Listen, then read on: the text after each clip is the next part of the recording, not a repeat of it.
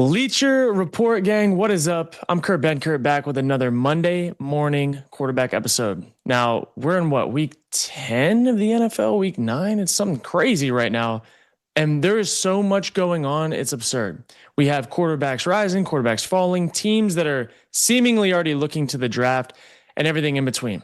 And we're going to get into it all. We're going to break down some film. We're going to talk to our good friend co-pilot here to ask some good questions and get some insights. But I appreciate you guys being here, man. We got chat rolling. It'll be rolling up on the screen as you guys get the notifications pushed out, all that good stuff. But we have a lot to talk about today. Number one on this list, in my opinion, is Jonathan Taylor, who probably is going to be the MVP at this point in time. If the season were to end today, I would be hard pressed to think that Jonathan Taylor would not be walking away with an MVP trophy for the first time as a running back in quite some time. Now, he's going crazy. This past week against Atlanta, he just wore them down. 32 carries, 244 yards, 3 touchdowns, one including this one right here that really set it off. And one thing about this Colts team, they were not just in control of this game the whole time. They had to battle for it. They had to fight for it. They had a lot of fumbles. They put the ball on the ground a ton, and they ended up coming back and getting back into overtime. And that's one thing that a quarterback like Daniel Jones, in my opinion, really can hang his hat on is, look, man, when it's not going super well, when things aren't super clean, we can just hand the ball to our back. And right now he's the first running back to rush for 1,000 yards this season, and it's only week 10. And that leads me to my next point. Let's go grab our friend co-pilot here and ask it a little bit of a question. Mr. Co-pilot, where are you? Let's go see. How many rushing yards is Jonathan Taylor on pace for the 2025 season? Now, it says 1,936 yards, almost 2,000 yards. Right now, he's got 1,100 or so. That's what we're looking at. 1,100 or so yards. He leads the NFL with rushing touchdowns and total touchdowns, both at, 15 rushing, 17 total, averaging 6 yards a carry. Career best league leading figure. There we go. And he is 861 yards away from being the 10th player to rush for 2,000 yards in a season. Just incredible. Absolutely incredible. And we do got to talk about the odds. We do got to switch gears maybe and talk a little bit about the odds. Offensive Player of the Year odds, minus 350 now, according to DraftKings. Minus 350 there. You have Smith-Njigba, who's also having an incredible season, plus 300. Again, a lot of this is going to come down to the stretch of injuries. Do they finish the year? What does the team look like by the end of the year? But I would not count out Smith-Njigba just yet. And I will say, Puka Nacua, per game basis, having an incredible season. He just missed some time with an ankle. It's hurting his odds a little bit. But when he's healthy, obviously he's a problem, which he was this past week, as the Rams handled business against the Niners. But Jonathan Taylor, currently minus 350 to win Offensive Player of the Year, is up for MVP race as well, which we don't oftentimes see running backs in that discussion at all, ever. So let's talk about it. What do you guys think? Let me move this around a little bit. Offensive Player of the Year for sure. MVP for sure. Both. I'm seeing two. What do we got? 21% thinking he's going to win both. I like it. I love it. I really, really love Jonathan Taylor. I think he's a dog. I also think there's some other running backs, did some film breakdowns this morning, got in the lab on the All-22, that are showing some flashes, guys. Trevion Henderson, I'm looking at you. You had a hell of a game, dude. But Jonathan Taylor, Offensive Player of the Year by a landslide right now, creeping into the MVP discussion. Now, we do have to talk about the MVP race as it stands, though. Okay? I want to talk about two guys. But first, I want to talk about Matthew Stafford, because good God, what Matthew Stafford has been able to do in the past, entire season, one, but two, I think it's the past 3 games. The first quarterback in NFL history to have 3 straight games of 4 passing touchdowns and no interceptions. Never been done before. He is obviously the oldest he's been in his career, and he's playing his best football, and this offense looks virtually unstoppable. 280 yards this past week, 67% completion percentage, 4 touchdowns, including this semi no look, drop the arm angle, drop the hip, get that thing around because you can't get your feet reset. I love Matthew Stafford. I absolutely love him. And if you look at the MVP player odds right now, according to DraftKings, you have Drake Maye at plus 275, creeping. Matt Stafford plus 300, creeping. Patrick Mahomes, who, say what you want about the Chiefs, Patrick Mahomes is having a hell of a year. Plus 500, Jonathan Taylor plus 600, and Josh Allen, rough game the other day against the Dolphins, plus 700. Probably see him slipping a little bit. But that's what I like right now. But we do have to switch gears because although Matthew Stafford is having an incredible season, there is someone that has popped onto the scene that people were not quite expecting, and that is Drake Maye, current odds leader of the MVP race. And as far as I'm concerned with Drake Maye, did he have an incredible game this past week? Probably not. He had a pretty good game, but as far as body of work for a season, 2,555 passing yards, 19 touchdowns, 5 interceptions. He's not playing as well through the air as Matt Stafford is, in my opinion, even though Drake Maye does have incredible accuracy, has some really big plays, but he's also getting it done on the ground too. And when you're looking at voter fatigue and new guys popping onto the scene and like it is a voter's race, you got to talk about Drake Maye, man. You got to talk about Drake Maye. And we're going to break down one of his clips here on our Copilot. Let's get it rolling. Why don't we? All right. Let me flip gears here a little bit. Let's just talk about Drake Maye and what he is doing, what he is cooking up, and dive into this film breakdown now. Ooh, get me out of here. Get me out of here. There we go. All right. Oop. Doot, doot. Having some malfunctions here for a moment. All right. Look at this, man. You want to talk about just accuracy with a guy in your face? Let's watch it from the top. Drake Maye going to play action. You get your backer here to fill up, get a nice little fill here.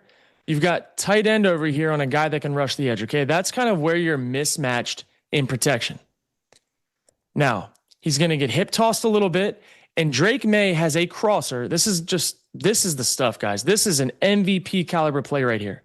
You have a plugger in the window who really is a man defender that is not adding on because his guy that he has in man is blocking. So he's going to become a plug defender.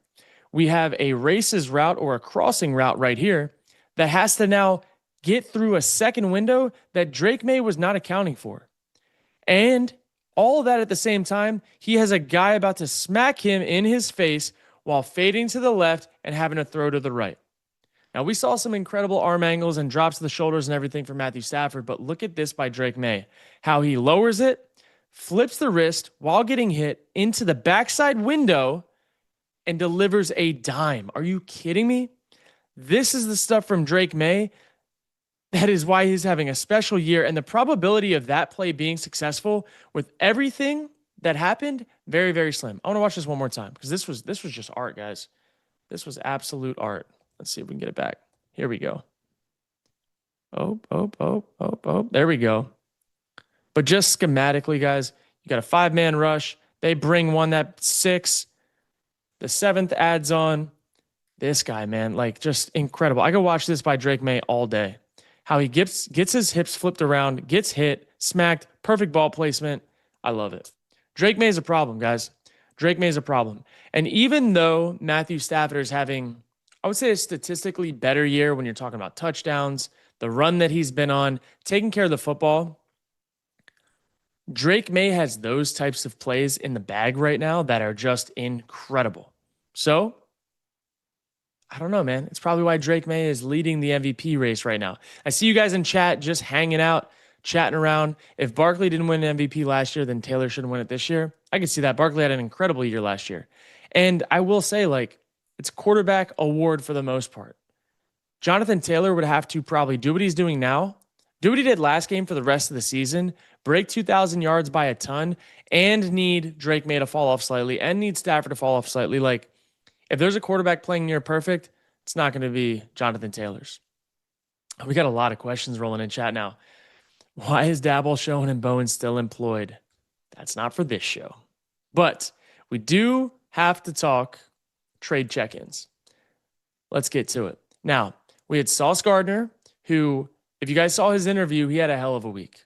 He was preparing for the Browns, gets traded, then has to prepare for the Falcons, flies to Indianapolis, gets all set up, flies to Berlin, has to play a game as the starting cornerback, and didn't play too bad. He didn't have a great game by any stretch of the imagination at all.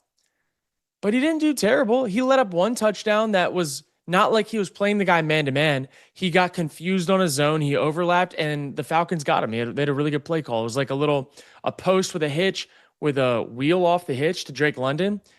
A lot of times, cover three corners, like the situation that he was in, do overlap. So I could see it. But he got his first W. Love that. And you saw flashes of him that you can tell will be really good for the Colts, especially when Charvarius Ward's back in the mix. When they have more guys that they can play man with, like that's where Sauce is going to be a problem. Not to mention, Sauce, when his team has the lead, which the Colts are built to get a lead early. They did in this past game. Falcons played really well, but the Colts will be in leads of games early, forcing game script of the other side to have to toss the ball a little bit more. I think he's going to come up with an interception or two before the end of the year. He's going to have impact plays, and he's going to settle in nicely. This will be the hardest test, in my opinion, of the season he will have seen. Drake London plus a short week, plus new scheme, plus in Berlin. It doesn't get much harder than that. And he didn't just fall apart. Sauce will be trending in the right direction. I think it was an incredible move for the Colts, and one that they clearly needed because they still went to overtime and barely won the game.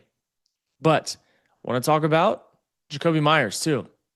Jakobi Meyers' instant impact finally showed up. I think he got in the end zone. Correct me if I'm wrong. I think he got in the end zone. Had a solid game. The Jaguars fell apart late, but that's not on him. Not on him at all. And I think that that's a nice fit. The Jaguars are going to need all the help they can get because time and time again, you see if Trevor Lawrence is pushed into that situation where he has to be the guy, a lot of times some weird things go wrong. And I don't know if it's just a lack of situational football, lack of awareness, whatever it is. Trevor Lawrence has all the ability, but I don't know, man. It's been tough to see them down the stretch. They find ways to lose games in weird ways that should just be in the bag. And that's what happened against the Texans. So as you saw on Instagram, probably Davis Money Mills, one thing you can't question is his money, apparently, according to the Texans Instagram. He balled out and the Jaguars have some problems, but Jakobi Meyers is not one of them. He showed up, played well, all things considered, and he's probably going to be a flex option in the future in fantasy football. Seeing chat rolling right now. Is Dabo fired yet? Not yet, but I don't have notifications on, so he definitely could be gone by the time this show's over. I love my Patriots, but they have to go through the Bills and the Chiefs. I'm going to be honest with you. The Bills and the Chiefs have to go through the Patriots. The Patriots are no slack, man. The Patriots, in my opinion, that's their division to lose. And as far as I'm concerned, yeah, maybe they have to travel to other places. The Patriots are a unit, and Vrabel was a slam dunk hire, and I love what they're cooking with right now. Absolutely love it. Now, we do got to move on because we've got other things we've got to talk about. And just when it seemed like the Giants had a chance yesterday, their savior, Jackson Dart, goes down with a concussion, and the other guy has to come in. And he gets sacked a ton, doesn't bring any juice, doesn't bring any elevation to what they have. And Russell Wilson, plus the Giants, gave the Bears an opportunity to come back and score 14 points to win the game late in the fourth. And one thing I'll say is the defense played pretty uninspired in that fourth quarter from the Giants. But Caleb Williams elevated to the occasion. He did some really, really special teams. He did some really special things late in that game. And I don't know if it was a mixture of the Giants were bad, Chicago ended up playing lights out late in the game, whatever. But the Giants are 0-4 this season in games where they had a 10-point lead or more on the road. That's a fireable offense, especially when you were already on the hot seat. I think that Dabo might be an okay coach. Who knows? But clearly he's not managing the clock. Clearly he's not managing games. And clearly he's taking his foot off the gas and his team's not prepared. They have been propped up by Jackson Dart and his stellar performances, especially through the ground, for too long. And now he's out. I want Jackson Dart to be in a better situation with the Giants, with a better roster formulated around him. And I just think the Giants probably need to clean house a little bit. Sometimes the stench of what's been wrong for so long needs to be exited through the door. and a fresh start. And there's a lot of young offensive minded coaches. That'd be hell of a head coach for the Giants. I'm looking at the Seahawks. Their offensive coordinator, Kubiak, talking about a dream job, going to New York, playing with, having Jackson Dart, getting Malik Neighbors back, having some top picks. You got defensive line. That's a problem. You know, that's a good formula in the NFL for winning games. I don't know, man. Daboll's got to go, in my opinion.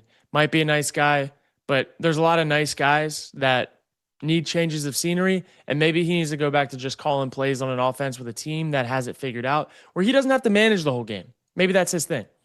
But I will say his offense still didn't look like they had it together outside of Jackson Dart and some of his good plays, because them relying on their quarterback run game to get anything going is not a place you want to live at in the NFL. Seeing chat rolling. Only coach I've seen worse on the Giants is Joe Judge. Oh, man, the Giants, dude. At least you got good uniforms. At least you have young players with aura. You need a whole reset, in my opinion. But you've got Jackson Dart. You got Neighbors who will come back. Hopefully Scattaboo can recover from his injury pretty well. Defensive line, that's a problem. You'll have draft picks and capital. Like, the Giants are a dream landing spot for a coach like Ben Johnson did last year going to Chicago. I like it. I think it could be a really, really good spot for them. But hey, let's talk about one more thing with Copilot here. Boop, boop, boop, boop, boop. Here we go. Switch this bad boy around and talk about Slayton, because Slayton was a shining spot for this game. Let's get this situated here. Oh. How did this happen? Let's start it up. So what you're going to see from this view is you're going to see Jackson Dart with really, really good eyes down the middle of the field to hold anything that could get over there. And we're going to take advantage of a one-on-one over here because of Jackson Dart's decision-making, timing, and accuracy, especially with his eyes. So pre-snap, we're going to get a safety rotate down. This safety is going to go up. Jackson Dart now knows he has one-on-one with good leverage on a guy that can eat up cushion, save space, and potentially have an over-the-top or back shoulder throw. All that he has to do is keep his eyes here on this safety. So he's going to take a nice, easy, casual drop. Again, confirming this guy's rolling down. This safety's staying within the hashes. Look at Jackson Dart's eyes here and his tempo of his drop. Now, the tempo of his drop is going to tie into the fact that this guy needs to eat up cushion. So he can't just drop back, eyes there, and know he's going to get a throw. Nice, easy, step slide. Sees the positioning. When he rips it, he knows the positioning of this guy. This is not an over-the-ball, over-the-top winner. Look at him. He has space on space, and his eyes are to the quarterback with the back shoulder. But then this happens. Look at this catch down the stretch. But the ball placement, the saving space, and all of it. I mean, look at this. I mean, that's incredible. Obviously an incredible catch, crazy catch, all that, but it starts with the quarterback's eyes at the snap.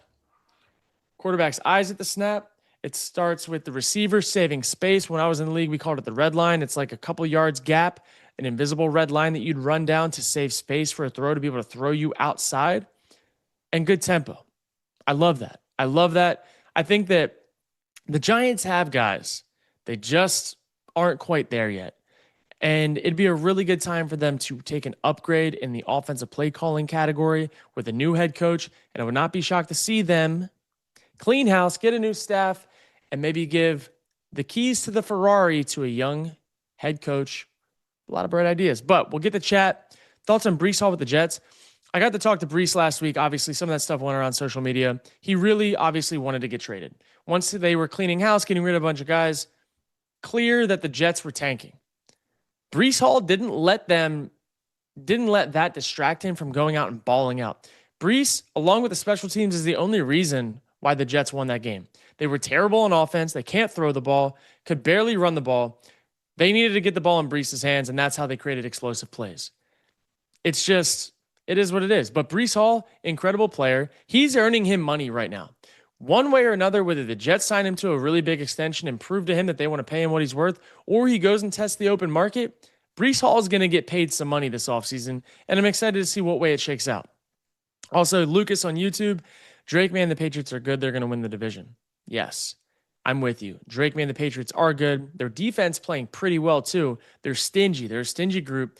Drake Maye is making plays that just have a very low percentage of hitting, and he's finding a way to hit those consistently, which is incredible. The only thing he has to do is take care of the football a little bit better, especially decision making in the red zone, not forcing things. And he's got to cut back on the fumbles a little bit. They've been creeping up on him in the past few weeks. They've jumped on a few of them, but that's the stuff that down the stretch in the playoffs could come back to bite them, but hopefully they can get it cleaned up and roll into the playoffs and have a good run. Also, I'm seeing Stafford has Pook and Adams. Who does Drake have? Hey, Drake Maye's got guys that are making plays. Let's not act like his guys around him are not making plays. They're catching and running. They're wide open half the time. They're making contested catches. Like, I don't care about the names as much as what are the guys doing on the field. You can't act like Drake Maye's receivers and running back now, Travion Henderson's not making plays for them. If Travion Henderson didn't have two nasty long runs, they could have lost that game. So let's just, hey, it's a team effort. Drake Maye, yes, playing like an MVP, but don't discredit what Stafford's doing just because he has good players too. Drake Maye versus Josh Allen. Who do I have?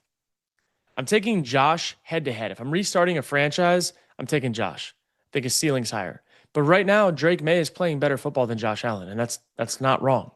Josh isn't playing terrible, but Drake's playing really well. I will say Drake's in a good situation too. His defense is playing well. His receivers are playing well. Schemes getting guys open. Like, I do like what Drake Maye is doing.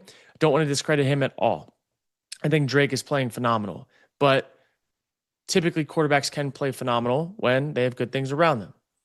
So that's kind of my perspective there. Chat, appreciate you guys rolling, man. Patriots have 2 quality wins. It's true. Patriots do need to rack up the quality win category, but wins are wins and wins are wins. Doesn't matter. They're winning games. They're finding ways to win, and some other teams are finding ways to lose. That's the NFL. Come time for the playoffs, nothing matters. Fresh reset. Just got to find ways to win. But that, guys, that is going to be a wrap for our Monday morning quarterback show. I love that I get to break down film for you guys here. I love that we get to talk ball. Love that we get to check in on the pulse of the league. And I'm glad that we get to answer some of your guys' questions. I'm Kurt Benkert, and that is another episode. It is a wrap. I'll see you guys next week.